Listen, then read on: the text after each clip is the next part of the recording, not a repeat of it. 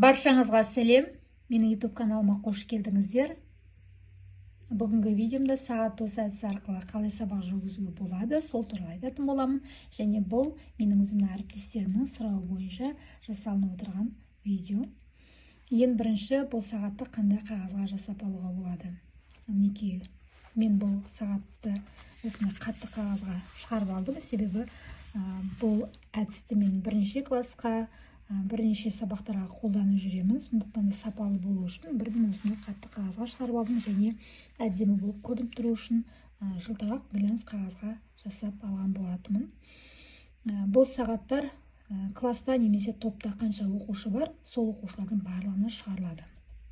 Менде 12-ден 15 оқушылар болады топта, сондықтан осындай сағаттың менде 15 данасы бар. Және сабақта қалай пайдаланамыз?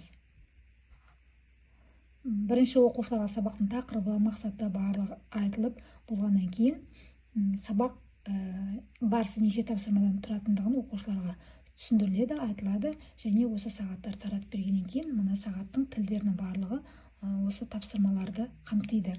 Мысалға, бүгінгі сабағымыз 3 тапсырмадан тұратын болса, яғни осы тіл 3 тапсырма деп отырмыз, яғни 9-да бір тапсырма орындалады, 12-де бір тапсырма орындалады, 3-те бір тапсырма орындалады. Мына сағатты оқушыларға бергеннен кейін қазіргі кезде стикерлердің формасы әртүрлі, жіңішке түрдегі стикерлер болады, кішкене 4 бұрышты түрде стикерлер болады. Сол стикерлерді міндетті түрде алып жүрген дұрыс. Мен өзім сабақтың үстінде мына қағазды, сағатты қай оқушыға берем, сол оқушы бірінші өзінің аты жөнін жазып қою керек. Мына жерге мен кішкене ғана стикер берем. Өте қатты үлкен көлемдегі емес, кішкене көлемдегі стикерді берем. Осы стикерді оқушы жабыстырып, өзінің атын жазады бірінші. Мысалға, Әсел деген оқушы. Одан кейін мына жерлеріне оқушылардың жіңішке стикерлер болады, әртүрлі түсте. Сол жіңішке стикерлерді осылай жабыстырып қоямын. Яғни бүгінгі сабағымыз 3 тапсырмадан тұрады деп 1, 2, 3 стикер жабыстырып қоямыз. Одан кейін жаңағы Әсел деген оқушы сағат 9-да бір тапсырма орындалады дедік қой. Сол 9-дағы тапсырманы орындау үшін өзінің қасына дос іздейді. Яғни қасындағы оқушы, одан кейін келесі партадағы оқушылардан сұрайды: сағат 9-да боссыз ба? Егер де қасында мысалға Айнұр деген оқушы отыратын болса, сол Айнұр деген оқушыдан сұрайды: сағат 9-да боссыз ба? Ол оқушыны басқа оқушы шақырып алмаса, онда ол сағат 9-да боспын деп айтады. Сонымен екеуі бірігіп жаңағы мұғалімнің алғашқы тапсырмасын орындайды. Және егер де класста өте көп оқушылар болатын болса, бұл 9-дағы тапсырманы тағы да 3 оқушыдан орындауға болады.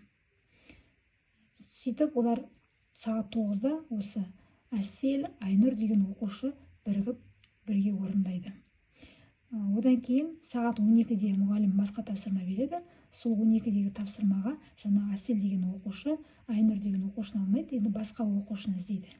Келесі оқушыдан барып сұрайды: сағат 12-де боссыз ба? Егер ол оқушыны тағы да басқа топтағы басқа сағаты бар оқушылар алып кетпеген болса, ол оқушы айтады: иә, боспын. Және сол оқушымен бірге осы Әсел 12-дегі мұғаліммен берген тапсырмасын орындайды. Одан кейін соңғы тапсырма сағат 3-те. Сағат 3-те оқушы тағы да, Әсел дейтін оқушы тағы да өзіне қасына құрбы іздейді, дос іздейді. Сөйтіп, дос тапқаннан кейін сағат 3-тегі тапсырманы бірге орындайды.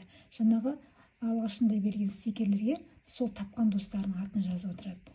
Мысалы, мына жерде жаңағы Айнұрды тапты, мына жерде Айгүлді тапты, мына жерде Айжанды тапты деген сияқты осындай оқушылардың атын жазып отырады.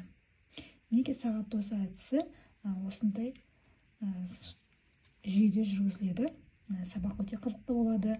Бұл әдісте менің өзімнің сабағымда пайдаланып жүргендіктен нақты айта аламын. Бұл әдісте топта немесе класста жұмыс жасамай қалатын оқушы болмайды. Барлығын, себебі мына жерде отырған оқушы кез келген оқушыны дос болуға шақырады. Сол кезде артық қалатын оқушы болмайды, барлығы бірге топтасып, жұптасып тапсырманы орындай береді және бір-біріне көмектесе алады.